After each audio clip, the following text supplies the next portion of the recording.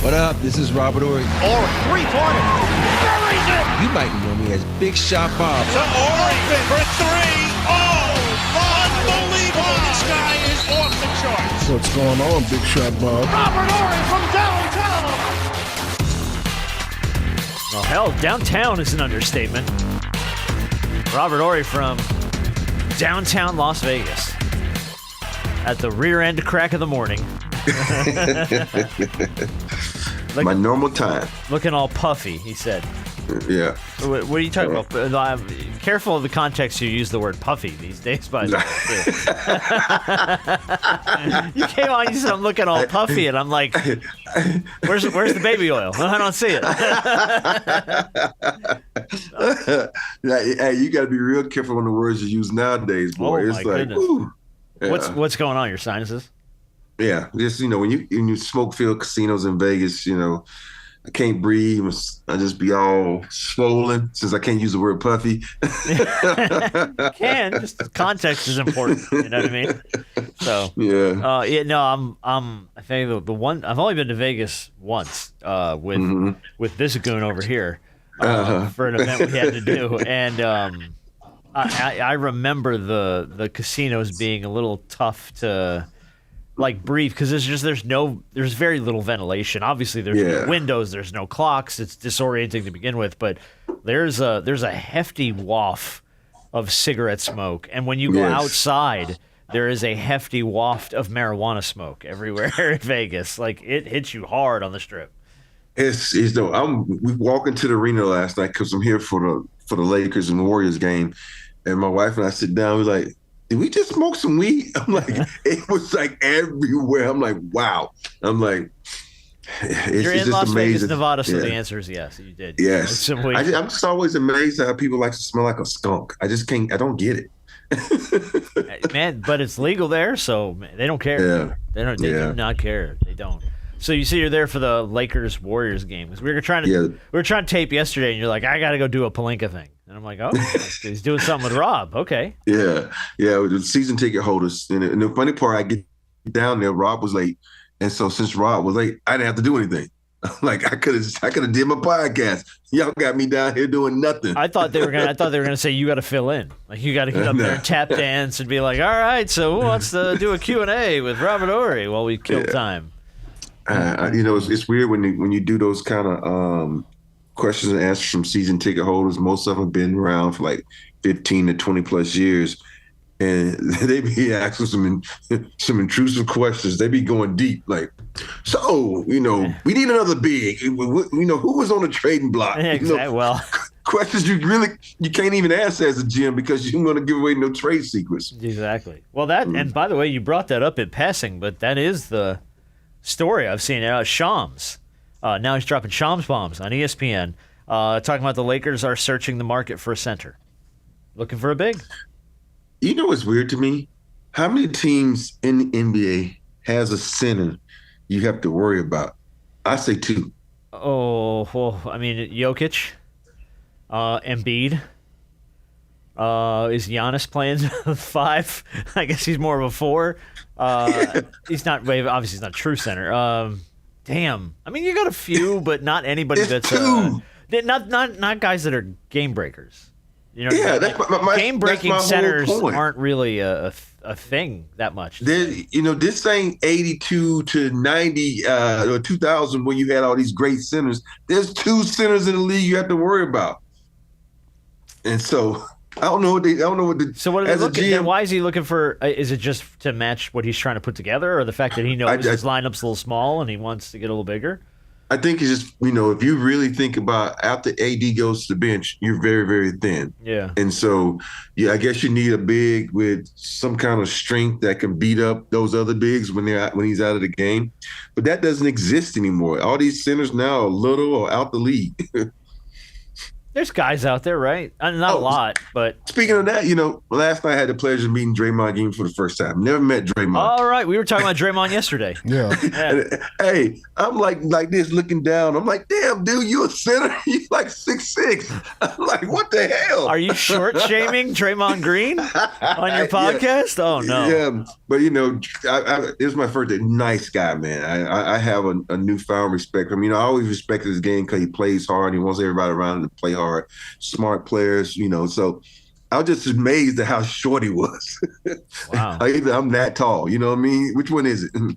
Well, you are pretty goddamn tall. So I'm gonna hang that one up. Every picture of me and you, it's like Shaq and Simone Biles. It's like, Yeah. But like, so did you get like his information? Did you guys change numbers and stuff? Because we were talking about it yesterday. We were really like, I was gonna reach out to the Warriors about having him on because I think just he does so much podcasting now, and I know it's tough because we're just getting into the start of the season, so it might be tough. But I would love to have Draymond on and just cut. Well, we did talk about we did talk about going on his podcast and him coming on mine. So that would be great. Yeah, so hopefully he reaches out. Yeah, if not, I mean, I can if you have info or you have someone I can reach out to, I'll reach out to him. But I was going to go to the Warriors and just be like, hey, we're trying to connect Rob and Draymond. But I would love to have Draymond Green on. Yeah, I feel like of all the people out there in today's NBA, he's arguably the most entertaining person to talk to. Very, very much so. Yeah. So you say he was a nice dude. What did you guys talk about? Just NBA stuff? Talking about NBA stuff and just talking about, he say how he respected my game. I say how I respect his game. I said I had one regret. I said I wish I would have played against you just because I know you bring the best out of people. And he was, oh, man, I appreciate it. Because you love playing against feisty guys like that. Because it's like, if you want, we can go to the back room. I'll choke your ass out right now. Give you the on-court Draymond experience, Hey, no, I'm not a fighter. So I take it. We had to do that. He'd get the best of me. Well, he might be coming for you after your short shit. Throw him down under the bus in the podcast. All right, well then the other story that's floating around, Lakers related. I actually, by the way, I have some audio from Kwame Brown in relation to this. That isn't again. Well, no, that isn't Kwame Brown just losing his shit. It's actual like basketball talk from Kwame. And I was like, hey, look at you. You know how to play basketball. I forgot. You're usually on Twitter screaming about stuff. But the performance thus far of Bronny. How he's played, the fact that he's probably going to make the opening night roster, and it is. I mean, I think he was held scoreless in his last two preseason. I know it's preseason, but he's been held scoreless. The stat lines are just no points, no rebounds, no assists, 0 for 4 from the field in one game, 0 points, 2 rebounds, no assists, 0 for 1 shooting. And my thought on this was, I don't want to shit on the kid because obviously we've talked about the fact that we don't think he's quite there. How is JJ going to spin this to the fan base as a new coach coming in with a new idea and a new scheme and be able and not lose them? You know what I mean? Like, I feel like fans are, and I'll leave this to you guys because you're more involved in this probably more so than me as far as the Lakers go. But I feel like trying to sell that to a fan base beyond anything other than he's LeBron's son is an uphill battle. I think for the most part, you're not going to expect him to be in the game unless they're up 30. He's not going to put him in a game where it's like, okay, we did down to the wire and we needed to, put him in. That's not going to happen. That's the only thing I think that will upset the fan base is that he's in crunch time. And that's not going to happen because you think about it, he's barely going to be on the team because the Lakers already have a full roster. And the reason he's probably going to start during the season because you got Vando out, you still got Woods out, so that leaves him a slot. And I think, and also if you do it early in the season, and there's going to be some games early season because everybody's still trying to figure out their rhythm, that you can slide him in there and get that, that father-son first time ever moment out the way, and then you get back to business as usual. So I don't think it's going to affect the fan base at all because it has to be a blowout game or it has to be a game where they're getting blown out, something of that nature. So it's. But the fact that the fact that he made the roster, I think he's that's making the roster because everybody's hurt. Yeah, because everybody's hurt still. You got Vando out and you got Woods out, and they're not going to make the beginning of the season. So they got an out. They got an out. I don't think you have to sell the fan base on anything. I think if you're the Lakers fan base, you understood why they took Bronny. You knew they were going to take Bronny. All the reports came out and said, hey, Bronny may end up going, quote unquote, overseas if anybody else. Like, you saw all this happen. There was a story last week about the Warriors were going to take him and then decided to That's what I'm saying. pass on him out of respect. This was all set up for the Lakers. So you don't have to sell the fan base on anything because the fan base has been sold on things from the beginning. So now it's a storytelling type of thing now. It's Hollywood, it's cinema, it's a great movie, and then basketball, in a sense, is coming second. They're going to be on a world tour. Everywhere the Lakers go, obviously they're the Lakers anyway. It's going to be on 10,000 this season because now everybody's going to want to see Bronny. Everybody's going to want to see Bronny start. So you're going to see fans in every city, whether they love or hate, are going to want to see Bronny. Going to have questions for Bronny. Could not play that game, and they're going to want to put Bronny on the podium. Oh, his post game would be the craziest of everybody. So you don't have to sell a fan base, the Laker fan base, on anything. They're right, already but sold. I get, man. I just. And I get what you're saying. Yeah, but I hate the fact that the reality is what you just said. Basketball is going to come second. But that's what it is. I know, but it still sucks. It sucks. Because you're putting a new coach in a spot where he has to then go, this isn't about basketball. And they're like, motherfucker, your job right now, the reason you were hired is because you're the schemer. You're the X's and O's guys. And you're going, well, we're not going to worry about that with him. We're just going to kind of put him up here on a little pony, and we're going to ride him around, and we're going to take pictures. You could pay $5 and shake Bronny's hand. It's just, to me, it feels below what the Lakers brand is. True. But I also think that they've left no room. Whatever plausible deniability you could have in this situation, it left a long time ago. Yeah, that's true. It left when they got on the stage with the 55th overall pick in the 2024 NBA draft. The Los Angeles Lakers select Bronny James Jr. All plausible deniability left. Yeah, I mean, just I get it. And it's just one of those things. Yeah, it's just one of those things where you it's the storyline that's going to make story. And I think for the Lakers organization, I think it boils down to, like, that's the word I've been hearing a lot is family. That's what Rob says, like, we're a family organization. We want to show you how, that's, bigger than basketball. And I think that's the one thing that they're trying to emphasize here, that we're an organization that puts family before, everything else. Which leaves a lot of opening for me, Derek Fisher, all us who have kids that could be coming up in the draft. I'm like, hey, don't believe. Remember that family conversation we had? Oh, that doesn't count. That doesn't extend to me. Oh, Don't take that family stuff with a grain of salt. Yeah. Let's make this a little more respect. LeBron's family. We're all about LeBron's family. Okay. What about the GOAT's family? What about your fucking kid? It's just... the LeBron in front of that is silent. Yeah, exactly right. LeBron is silent. All right, so I'm going to play you Kwame because it's specifically about the LeBron and Bronny stuff, and he's talking about Bronny, and he's looking at this as a guy who played in the league, guy who was a top overall pick. Here's what he's saying. Bronny performance last night, it was horrendous. I just don't understand. He has a father who's arguably the best player who ever played the game. His son don't know the basic principles. He's a small kid. So when he comes off the pick and roll, they drop it and plug it. If they drop and plug, meaning if y'all don't know the terminology, drop and plug, they don't trust that he can shoot. So the center is dropping back into the paint.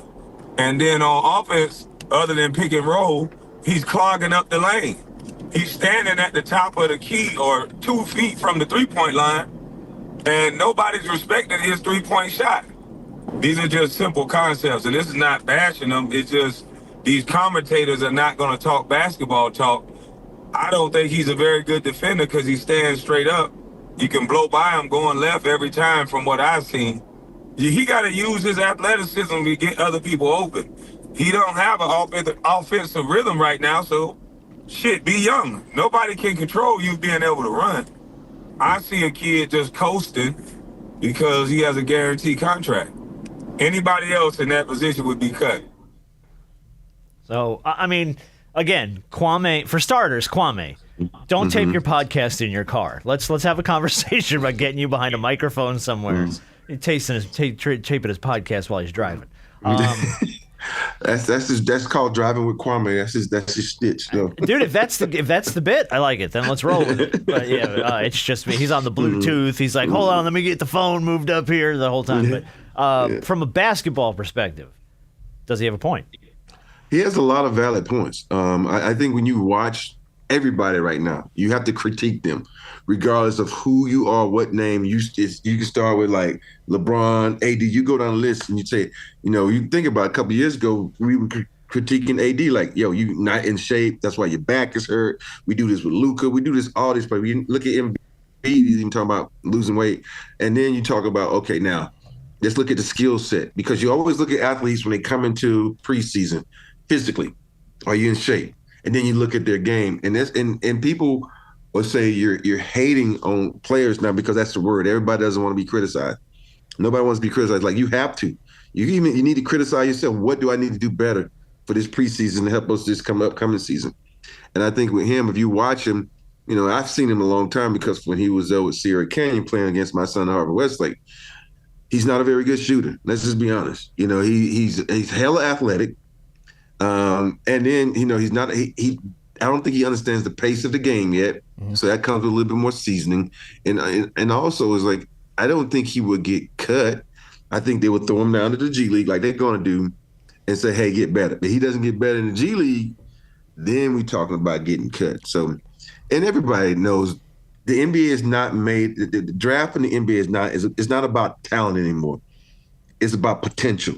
Everybody drafts on potential now. It's like, what do we think you can turn into? And then it's just a roll of the dice. And I think that's what they was doing with Bronny, because the draft was crap anyway. So they just rolled the dice with it.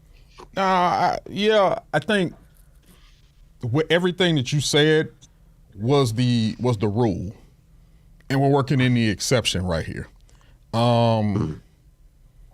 This wasn't about talent with Bronny. And look, I'm all for the lane that LeBron, the power that LeBron has, and the lane that he's been able to create for somebody like his son. That's amazing. That's historical. It's going to be historical all season long, because every time he touches a new floor, it's new. It's new to those fans. It's something that they've never seen before. It's something that may never, ever be seen again. So I salute LeBron for being able to put himself in a position throughout his career to be able to pass this down to his kid. And I think it's amazing, because we've seen this in so many other different fields where grandfather passes it down to father and father passes it down to son and this and that and the third. And it's good to see somebody like LeBron being able to do that. Outside of that, Bronny, if it wasn't for the James on the back of his jersey, he may have gone undrafted. He may be, walking on as some form of a free agent. Or maybe playing overseas. And I understand we have not seen his development yet or what he could be. But, the James on the back of the jersey is very, very, very, very powerful. And it creates narratives and it creates storylines, and a lot of things ain't got nothing to do with basketball. And you will see it this year. Look, I'm a media member. When they come here to Atlanta in December or maybe even January like they usually do, I'm going to be front and center too. You know why? Because I want to be able to experience that. Unfortunately, basketball to the side, I want to be able to experience that just like every other media member. Hey, let me just say this. If it's in January, it ain't going to happen. He ain't going to be on the team in January. You don't think so? He going to be in the G League in January, because January, he ain't taking no road trip to Atlanta with Karen. It's courtside Karen. No, he's not. And that's, to me, that's when to me, that lane that you talked about just now, that's what's going to be telling. If you get into January and he's still sitting on that bench, when he should be in the G League getting better, that to me is a telling tale. And I think that's when the Laker fans are going to be like, yo, hey, we trying to win, and this guy ain't ready, And so that's when it's, people will start, talking about it in a lot of bad light. I think Laker fans should already know what's up now. I think you should already know what's up when you drafted him. Well, that's just it. I think Laker fans do know that. I think it's the rest of the basketball world that it doesn't sit too well with. Yeah.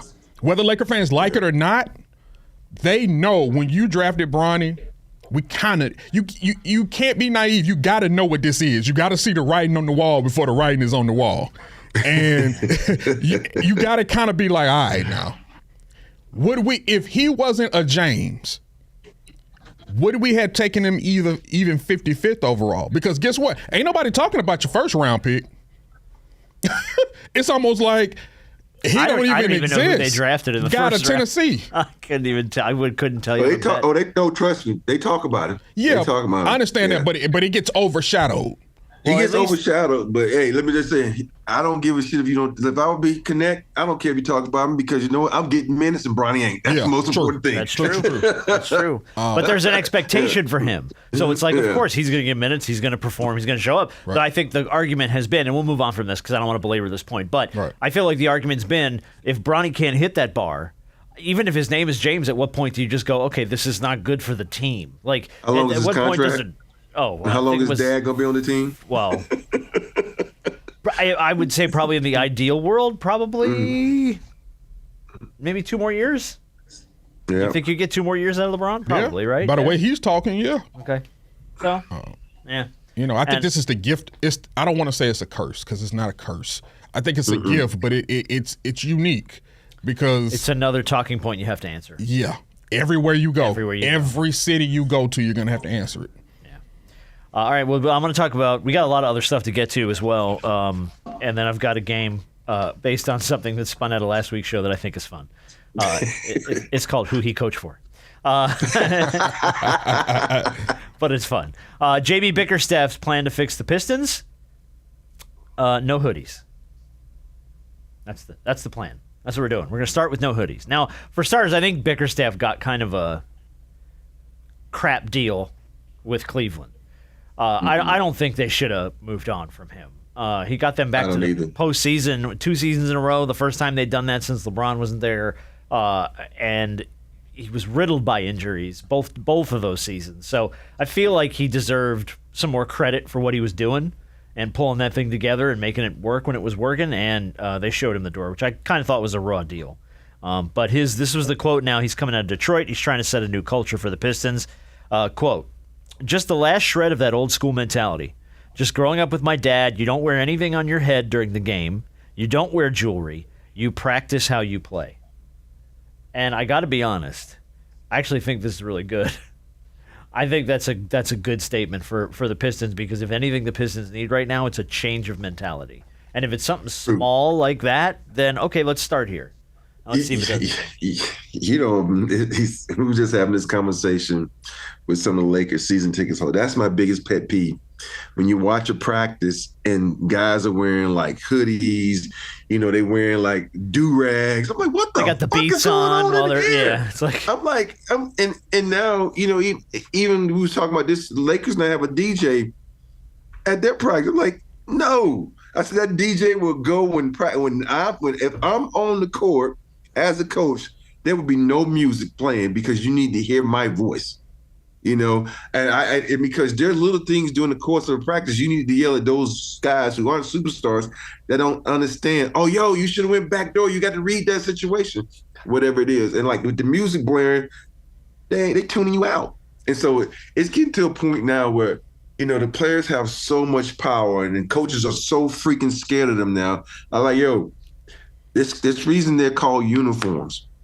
There's practice uniforms. We're gonna be uniform. The only way you're gonna have on some sweats if we in fucking Denver and it's cold. I'm gonna let you wear it if it's cold. But if the arena is perfect, you better not have a fucking headdress on. You better not have any. I will allow you to wear sweatpants, but your hoodie and in your practice jerseys over your hoodie, man, get the fuck out of here with that shit. It's the guys just try to push it too far sometimes, and it pisses me off. And for these coaches that have no balls and are scared of these fucking players, it's just a shame. Because, hey, if you get fired, you know what happens? You go home and you get a paycheck to do nothing but sit on your ass if you feel like it. I don't give a shit. No, Mike Malone doesn't care. He does not care. We're actually going to get to him in a minute. Yeah,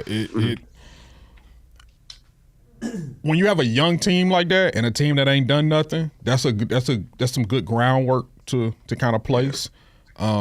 still got to go on the floor and do what you got to do. Oh, of course. You know, of course. But I mean, you can't change the hand you've been dealt. Right. So you just got to do something with it. And if this is something and I mean, I'm at a point now where I'm at an age, Rob, and you're older than me, but I'm at this age now where I am slowly teetering into my father. I'm more about the old school mentality of things now. The more it catches up with me, the more I realize I'm like, oh my God, I'm an old person now, because I appreciate the idea of the old school mentality. Take that shit off your head, focus. We're here to practice. By the way, if you want to go shoot around in the park with your beats on and go nuts, have fun. That's not what this is. This is how we're going to play here is going to dictate how we play out there. And by the way, in case you didn't pay any attention, we weren't very good out there last year. We were historically bad. So maybe it's time to take some stuff off and pay attention to what the hell your coach is saying. So I'm all about that, and I know every word of that makes me sound like an old person.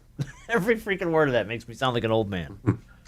Now, I just think it comes to me to respecting the game and respecting the moment and respecting your teammates, because I understand if someone's under the weather, you got the chills, you can go home. It's just a lot of things. That's different. That's exceptions but you got to set. You have to have the standard. Exceptions. Yeah, but you got to set a standard. That's one of the things that athletes are followers. A lot of athletes are followers. So you'll see someone else doing it. Oh shit, he's doing it. Well, I'm gonna do it. Even though you don't want to do it, they're doing it because they want it. And that's one of the things I always try to tell my kids: don't be a fucking follower. Be a leader. Set your own path. Do what's right and do what you want to do. Don't follow him because he got tattoos. Don't follow him because he got earrings. Don't follow him because he's wearing a hoodie in practice. Be who you are.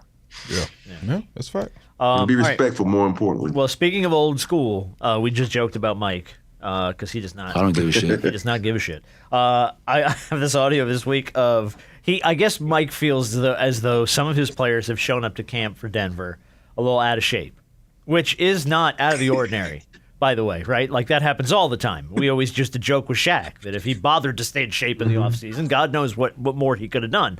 But Mike chooses to go the old school route, which I actually love and appreciate. He's making them boys run. Like tonight, I ran those guys the whole third quarter.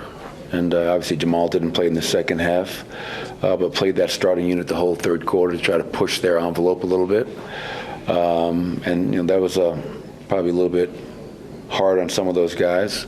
And then in practice, I think we can get up and down more.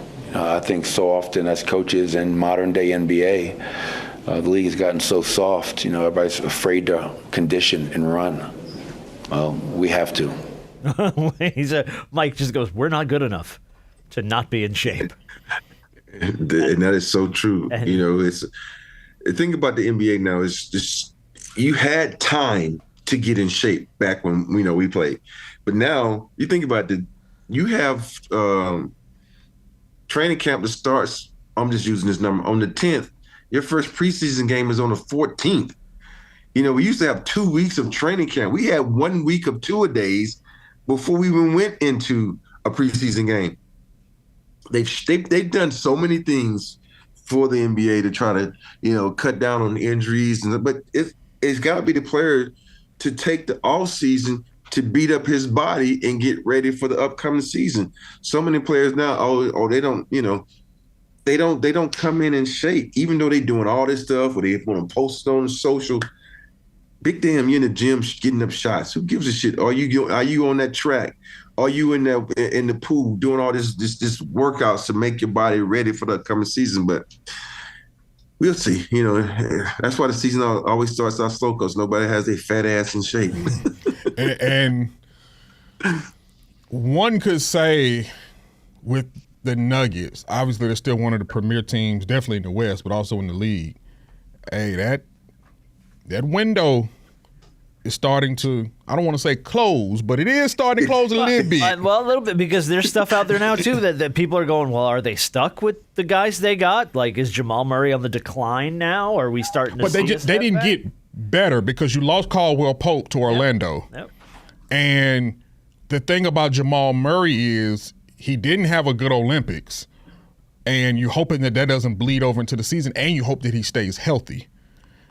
So it's funny. I look at Jamal Murray and I look at Collier on the WNBA, you see she's killing it. When you have control of your own team during the season, and all of a sudden now you go to a team where you don't have control, you have to play a role, and you just don't have the ability to be free, you can really tell who can play and who can't play. Mm-hmm. You know, and when I say that, I don't mean that in the bad way. The ability to adjust. Think about it. It took Steph 4 games to adjust to not getting the ball and getting the touches, or even for his teammates to understand, oh, shit, that guy over there is a little bit better than me. I better use him instead of me being the man. And so for me, Jamal Murray, when you looked at that Olympic team, he was probably the 4th best player on that team. And so now he goes back to his team where he's the 2nd or 1st best player depending on the night. So it has a lot to do with your situation and what you're able to do. Because look at Collier right now. She, in the Olympics, I was like, this is a 30 to 40 point girl, a woman. Yeah. She didn't look like that, but when you put her back with her links, she's killing it. And I think a lot of people, they judge players by what they did on the Olympic team. Because look at Rui.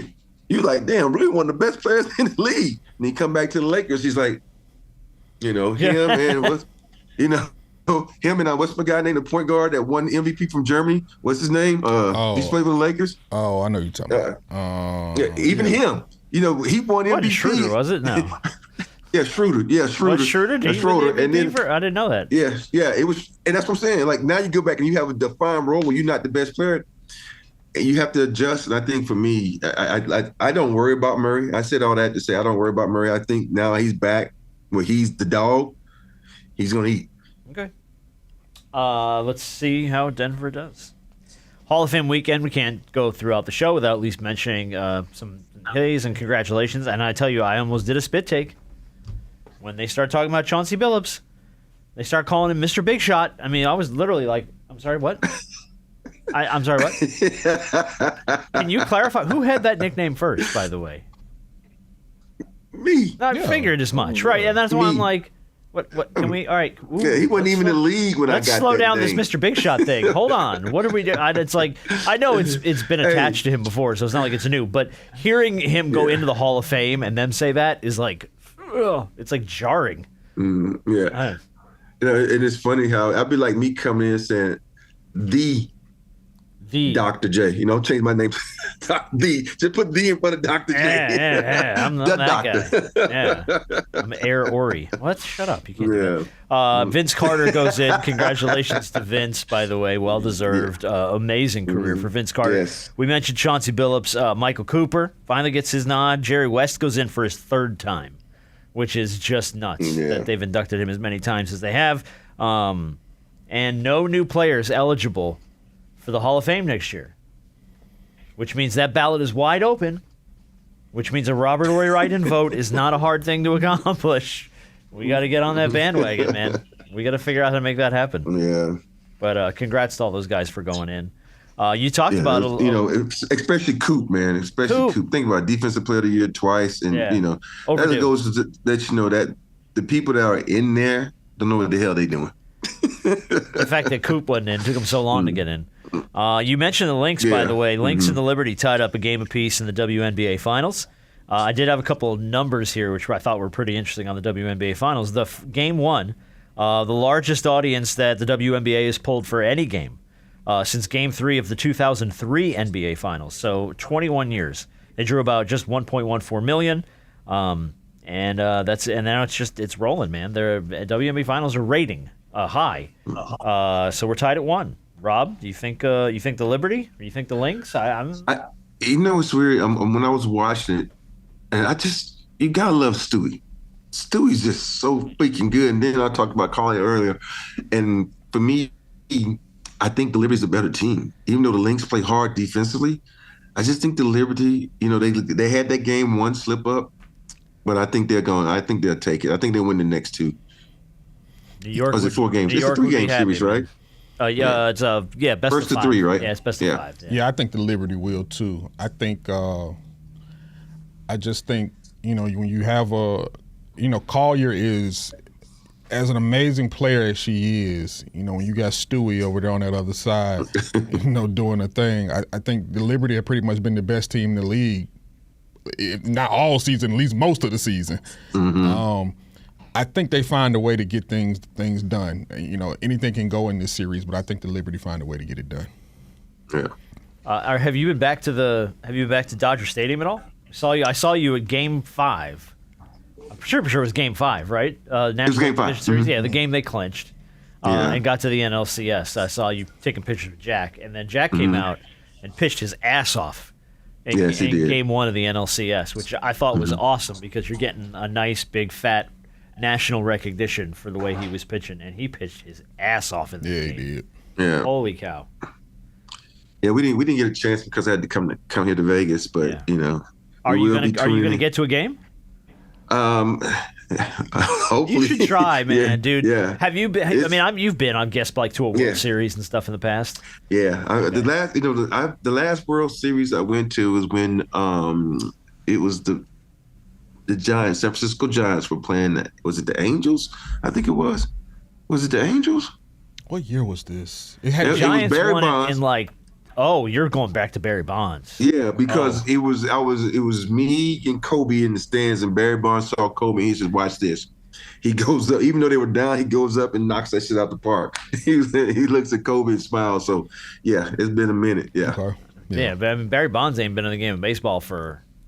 Yeah, we're creeping. I'm still with the Lakers then. Yeah, so we creeping up on 20 years, man. Yeah, and this is the last time Barry's played baseball. All right, well, dude, you got to get out to an NLCS game, and hopefully, once the Dodgers do whatever they decide to do, whether they're going to knock the Mets out and go for it again, I would love to have Jack back on.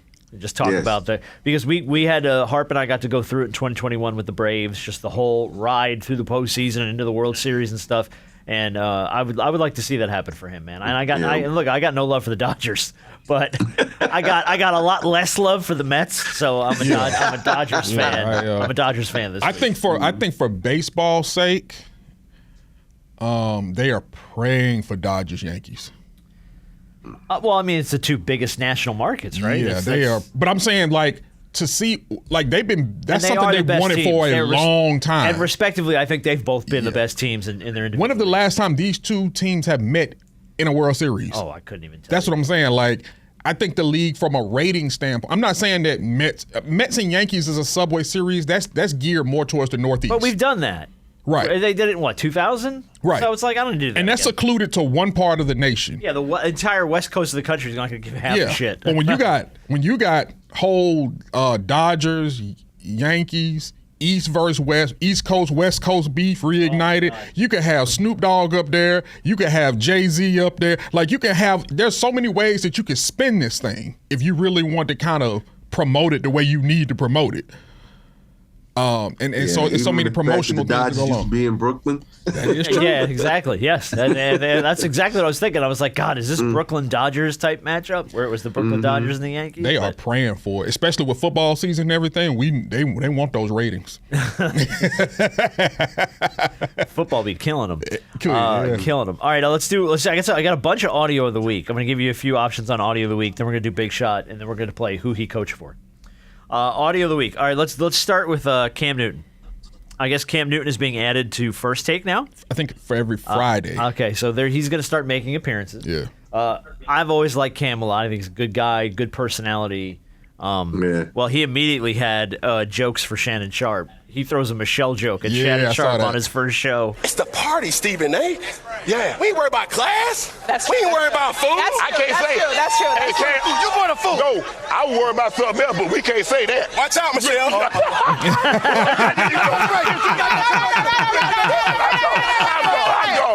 I'm gone, man. He done ruined it. Yeah. But no, Shannon set that up, though. He had to have, right? He said that. Teeing him up for that was so good, That's good. He lobbed that one over the plate, and Cam had to do that. That's good. I liked it. All right, let's. Have you been watching any of that FX Aaron Hernandez show? I haven't seen any of it. Nor have I. I haven't seen it yet. Okay. I want to watch it now, though, because apparently I keep seeing clips that are going viral, including this guy that plays Gronk in the show. So Kay Adams. Oh, I got to see that there. Kay Adams had Gronkowski on. And she plays him the clip that is like all over the internet of this guy doing his Gronk where he meets Aaron Hernandez at the locker and he does Gronk's laugh and everything. So here's the clip and here's Gronk's response to it, which I thought was great. There's this actor portraying you on FX's American Sports Story. Let's take a look. Hey, you mean Kosher? That tool is f***ing scary, bro. It was definitely over the top. And you want to know a fun fact about that clip? Yes. Okay, is that is my good friend Lath, who is playing me there. I've known him for about 14 years, and he definitely went over the top. And I feel like it just fit the show perfectly, though, especially with all the other characters. Especially. Thank you, Rob. Okay. But he's got the Gronk laugh, man. That ha ha ha, that over the top Gronk laugh. He's got that down, man. Oh, why didn't Gronk play himself? Yeah, it's a good question. He should. Well, it's actually, not like he's working. No. All right. Here's the thing, though. This is the story about Aaron Hernandez. So I know it, but Gronk could have did his, I guess I promise you, all of their agents are like, we don't associate ourselves with the fact that he even existed, let alone played on our team. Right. Like, they are distancing themselves professionally from that guy as far as possible. So if you want to get some guy to make fun of me and play Gronkowski on the show, go crazy. Depending on what that check was. Yeah, well, Gronk's got Fox money now. Ain't he on Fox all the time? He's got to have some Fox money. All right, last clip, and then we're going to move on to big shot in the game. Jerry Jones. Oh, Lord. So the Cowboys were, there is no better word to use than embarrassed on Slaughtered. Sunday. Slaughtered by the Detroit Lions. I think it was 47-9 was the final score. So Jerry Jones does a call. Yeah, my favorite standing joke on the internet nowadays is that the Cowboys 1 star is a rating, which I think is my favorite internet joke. So Jerry Jones has a weekly call-in show on the station in Dallas. Of course, the guys on the radio are going to ask him, like, what is going on? They're going to question his decision-making here a little bit. What is going on with this team? And Jerry Jones broke out his rich guy card and said, I'm not having it. Now, if you think I'm interested on a damn phone call with you over a radio and sitting here and throwing all the good out with the dishwater, you have got to be smoking something over there this morning. This is not your job. Your job isn't to let me go over all the reasons that I did something and I'm sorry that I did it. That's not your job. Well, my job is to ask why. A job, or I'll get somebody else to ask these questions, man. Jerry, we're trying to figure out why the team is. I'm not kidding you. I'm not kidding you. You're not going to figure out what the team is doing right or wrong. If you are, you need to come to this meeting I'm going to today. There are 32 teams here. You're geniuses. Jerry, okay. Y'all really think you're going to sit here with a microphone and tell me all of the things that I've done wrong? Oh, man. He basically just told that man, I will have you fired. You play nice in the sandbox or you get walking, bucko. Hey, for the fact they said all the things I've done wrong, apparently you know the things you've done wrong. But we don't want to talk about that. And by the way, not that it's my team, motherfucker. I can do what I want. That's all he should have said and hung up the phone. But the only thing that really bugs me about this, not only is it just like, don't you know who I am kind of mentality, it literally is that guy's job to ask you questions. That is his only job. In fact, he has no other job than to ask you what, because he's the guy that has the call-in show with Jerry Jones on the radio. His only freaking job is to go, dude, what happened? What was that? Like, what are we doing? Can we fix some stuff? Like, sorry, Jerry, if you didn't want to answer that question, don't call. Be like, we're not going to do the show this week. Thanks, bye. That's all you need to do. And now he's obligated through, I guess, their partnership with the Cowboys. He does this call-in show with this guy. But, like, don't call the and then threaten to fire the guy because he did the only thing he's supposed to do. That's what he's supposed to do. It's misplaced anger. Oh, very much so. Jerry knows. A lot of frustration. Look, man, The Cowboys are bad. Oh God, that's the understatement of the morning. I'm so sick of the Cowboys. We all are. And I'm even sicker of Jerry Jones. This team, everything. Jerry still is hanging his hat on the rings and the trophies he won back in the 90s. They don't even make the trophy out of the same material anymore. Nor do they make the rings out of the same material. They let black people play now. Right. Matter of fact, Jerry realized that, got him some, and that's when he started winning. Yeah. Sweet baby Jesus actually grew up out of the baby in the manger and became an adult. So I mean, I'm so sick and tired of so dumb. But see, at the same time, Jerry can do this. Why? Because he has the most profitable and valuable sports franchise, not in the NFL, but in the world. I think they're worth about over $10 billion. That's crazy. Jerry does not care because the outcome, and most of these NFL owners are not going to care because the outcome is always income. When that revenue split check comes at anywhere between $200 and $400 million, look, I don't care how bad my team is either. That's $200 and $400 million more dollars in my account. And Jerry is an innovator. Jerry has done a lot for this league, but Jerry is senile. And this team ain't gonna do nothing until he either passes things over or he's called to glory. That's the only way this Cowboys team is gonna come from under the deep dark depths of Jerry Jones. That's it. If he's still at the helm and still making the decisions, hey man, you might as well. It's par for the course. You might as well punt each season. Regardless of what the record is, you might as well punt because you're not winning a title. Here's my advice: stop doing the call-in show. Yeah, he's not going to stop doing that. Just stop doing the call-in show. He's not going to stop doing that. No, I know, but you have to. At this point, or you got to call and apologize to the guy. Be like, hey, man, I didn't mean to threaten to fire you, but I was a little pissed. Jerry Jones is a billionaire. He ain't got to stop doing nothing. Dan Campbell ran a Statue of Liberty on my fucking team, so I was a little sideways, okay? I was a little upset. Jerry Jones is going to find a way to tell other people to shut up, and he's going to pass the blame on to everybody else. But yeah, I feel, that game when you blowing someone out and you have a horrific injury like Hutchinson's. That's terrible, man. Hate it for the guy, man. Yeah. It's amazing how many times in blowout games guys get hurt. And I hate it that happened because that's going to hurt them defensively. Detroit, big time. I thought they'd make it back to the Super Bowl, or make it to the Super Bowl, I should say. But that's going to hurt them defensively. I'm curious to see how they fill that gap because I mean now that's a humongous ask because he is an absolute beast. Well, he led the league in sacks up until that point. He is a beast. Yeah. Mm-hmm. So you're right. That's tough. All right, let's do Big Shot, and then we're gonna play who he coached for. Big Shot of the week is gonna go to Florida Governor Ron DeSantis, and here's why. Governor DeSantis, along with the Florida Highway Patrol and the Leon County Humane Society, and you may have seen this on social media, saved a dog who someone decided to tie to the side of the road during Hurricane Milton and leave. The Florida Highway Patrol this week released body cam video of them. They found a bull terrier. Someone had called them and said, there's a dog tied up outside this neighborhood. And they found the dog. And sure enough, the dog's freaking out. The dog's up to his knees in water.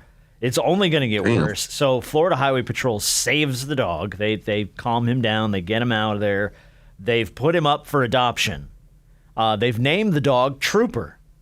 But the reason that Governor DeSantis is getting Big Shot of the Week is for this reason alone. I'm proud to announce the authorities have identified the dog's former owners, and State Attorney Susie Lopez is now pursuing animal cruelty charges against the individual. So we said you'd be held accountable, and you will be held accountable. They are charging them with felony animal cruelty. Yeah. That's you know what? Because and the reason I gave him Big Shot, because most people would just save the dog, take the PR moment, and put it and just move on from it. Mm-hmm. He actually spent resources to go find them, charge them. Good for you. Good move. Yeah. Speaking of dogs, it was a very sad day in the Ori family. we had to put our main man Max down. Last week. He was 100 years old. He was hanging in there. It was a sad. I was crying like a baby. My wife cried like a baby. Yeah. So Max was my guy. Dude, I'm so Max. sorry. Yeah, I'm Maximus. so sorry. Yeah. Nothing. We've talked about this a bunch with like people at the radio station here too. It was like losing an animal is particularly really tough because you bond so much with them. You know what I mean? And you are there. I mean, lesser so than a child, but like they lean on you like a parent. I mean, you have to do everything for them and keep them, and they love you in return like unconditionally. Yeah. So and that's one thing we was talking about. Hard. That I think that is the only animal out there that will love you regardless if you're rich, poor, white, black, yellow, green. They just love you because you're their guy, a woman, however you want to say it. Yeah, damn right. Yeah, but sometimes dogs are people's children. And like they may not have actual children, and sometimes the dogs are people's children. So hey, it is. You think about how many times you have a shitty day, and all of a sudden you come home, that smiling face there, they jump on you, hug you, like, and you forget about your shitty day for a moment. So. Yeah, I mean, Harp has a hard day, and he comes home to yipe, yipe, yipe, yipe, yipe, yipe, yipe. Yeah, my thing is it adds to my bad day. Lord Jesus, be quiet. You are the noisiest thing around here. Such a sweet dog, but that dog does not let you stop hearing it, man. Lord. That dog does not let you stop. He barks at dogs have really good hearing. And I'm like, dog, what are you? I know you heard something fall. It could be a feather that falls on the floor. The dog look at you and go, I don't give a shit. I'm barking my ass off. I don't give a shit. I mean, he's 11, 12 years old. He moves like he's 3. Like he moves around like he be moving. I mean, running from one room, running to another. I'm like, bro, slow down. You driving me crazy. You get on my last nerve. All right, let's play this week's game. All right, there are 3 tiers to this game this week, and it is called Who He Coached For. We jokingly, people were having some fun at our expense that none of us knew that Taylor Jenkins was the new head coach of the Grizzlies. It took us a good 5 minutes to figure that out. And he's been there like for 4 years, right? No, I don't think he's been there that long, but he's been there a minute, I believe. But we didn't know. I literally had no idea. So I jokingly, we went back and forth with this. I made up this stupid, we'll call it Who He Coached For. We'll have some fun with the TNT game, Who He Played For. But there's 3 tiers to this. So the first 4, I'm going to give you each an opportunity here. And you're just going to go back and forth until you do guess it. Are going to be just head coaches. Who's he coached for? Tier number 2 are going to be coaches you've probably heard of or had relationships with in the past that are still out there coaching. We're going to find out who they coach for. And tier number 3 is the absolute best names in NBA coaching today, meaning they have the most awesome names on any coaching staff. It'll be fun. We'll see how it goes. Okay. All right, number 1, straight up, head coaching. Okay, we got 4. We'll start with Rob. Jordi Fernandez, Rob. Who he coach for? Is this like NBA? This is all NBA, buddy. So Jordi Fernandez is currently the head coach of what team? Who he coach for? Toronto Raptors. That is incorrect. Harper, do you have a guess? Jordi Fernandez. Jordi Fernandez. It's complete crap. It's a complete crap. No, that's Darko. He's still around, right? It's a complete crap. Yeah, it is.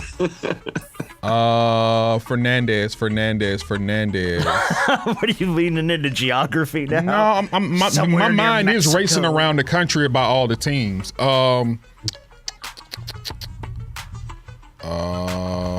get me the line. I don't know. All right, I'm gonna give you a clue here. It's in the East. Rob, are we gonna keep going, or are we just bailing on this one? No one gets it. Well, he did say it's in the East, so that did cut out a lot of teams. Brooklyn. Point for Robert Horry. He is the head coach of the. I had a bell here somewhere. Oh, there it is, right there. Of the Brooklyn Nets. Very good. All right, Harper. Brooklyn, yeah. Willie Green. Oh, Pelicans. Who he coached for? Oh, very good, very good. I know Willie. Knew that one. Okay, good. Robert Horry. Will Hardy is the head coach of what NBA team? I don't know. I'll give you the clue. It's in the West. That's at the Hawks. The Jazz. Somewhere Quinn Snyder just went, oh, God. Jesus Lord. I'm going to go to Jazz. I don't know. He is the head coach of the Utah Jazz. Wow. Very good. Wow. Nicely that man just threw the ball up in the air. Nicely done. You came down with the right one. All right, last. It's complete. It's never luck. It's complete luck. it's a complete crap. Anybody can just throw the ball up and it goes in. Complete luck. All right. Last one for just a straight up who he coached for here. B-Dog. Brian Keefe. Who he coached for? I feel like I should. I will tell you both. It is in the East. It is in the East. Good. I'm glad you're giving us the conference. Keefe. Otherwise, the game will go on for fucking forever. Yeah, you're right.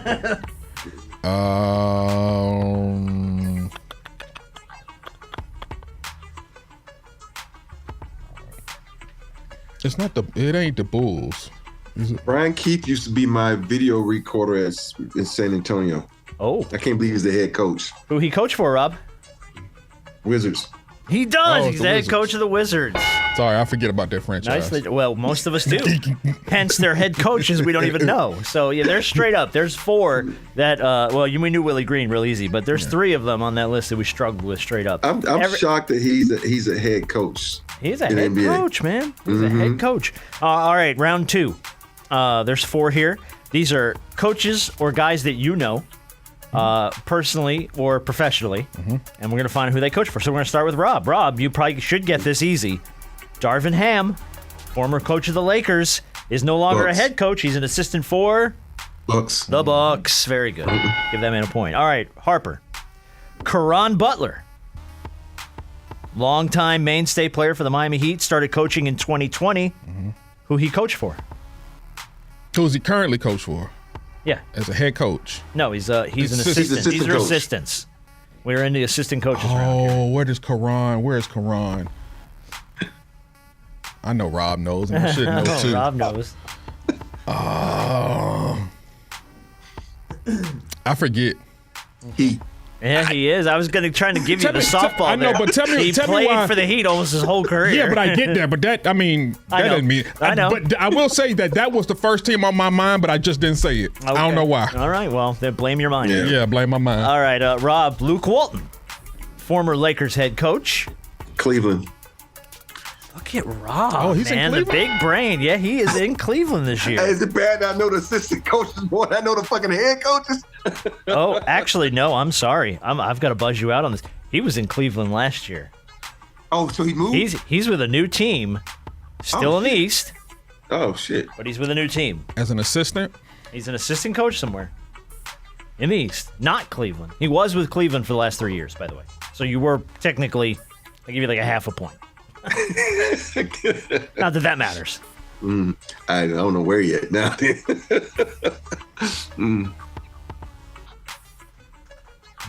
don't know. We know where Luke Walton is? Luke Walton, by the way, better not wear a hoodie to practice.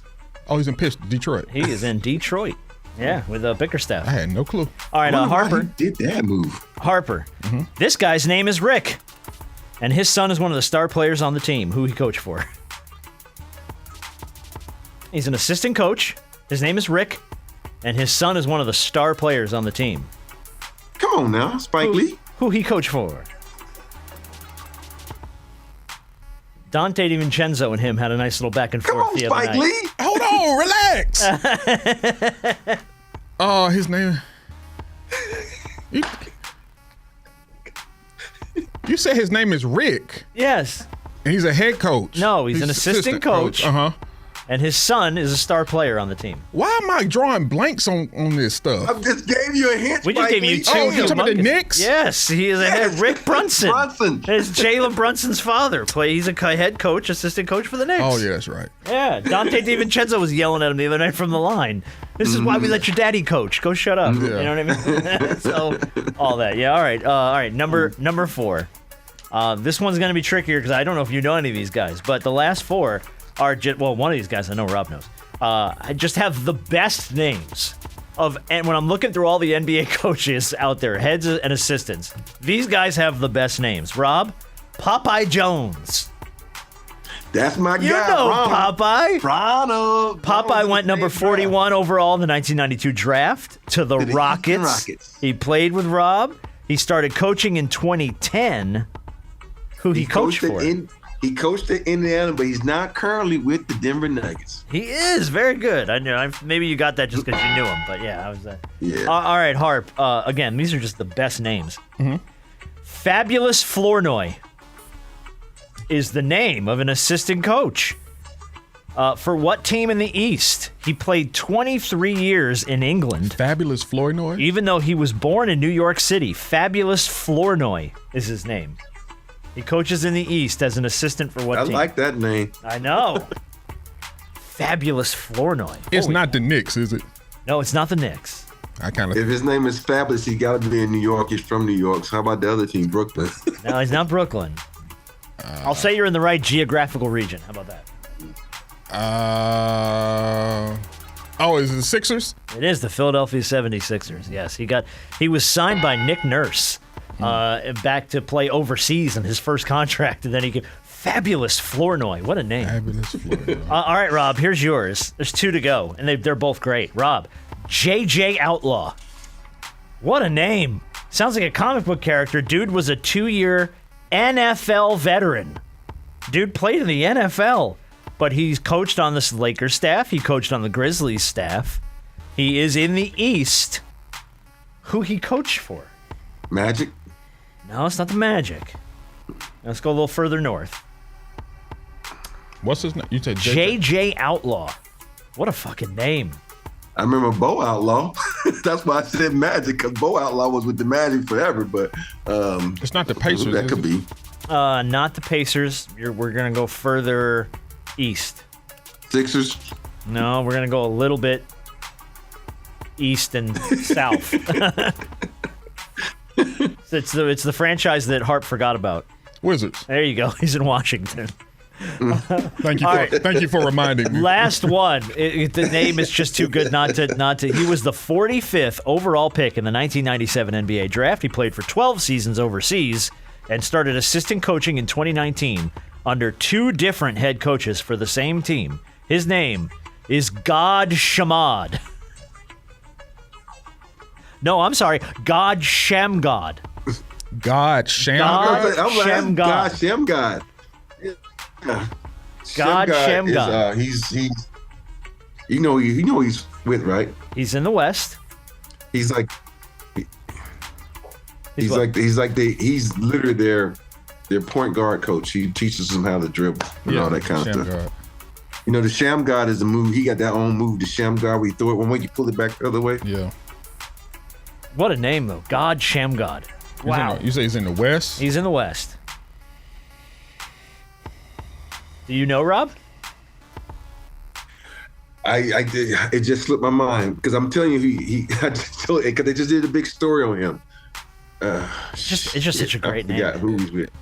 It's not the Timberwolves. You know the move I'm talking about, right? They call it the Shamgod. Yeah. Manu Ginobili is known to do it all the time. Yeah. So it's not the Timberwolves. No. Okay. He's like in California somewhere, right? No. Dang. Central and South. Central. Phoenix? That's still pretty far out west. Central. Oklahoma City. Oh, Dallas. There it was. Oklahoma City was close, but Rob got it. It's Dallas. He's with the Mavs. He's with the Mavs. Okay. So, but man, just great names all around. Yeah. So yeah, it's amazing what you find out when you actually look into who these guys actually work for now.